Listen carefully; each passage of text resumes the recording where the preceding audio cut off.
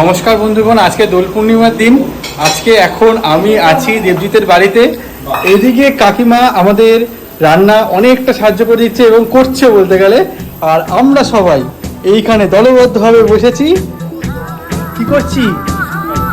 Biscuit খেতে খেতে একজন লঙ্কা ছাড়াচ্ছে, একজন আলু কাটছে। রূপন কি করছিস তুই? রূপন রসুন কাটছে, আর এদিকে আমাদের সূর্য শশা আর রসুন ছাড়াচ্ছে।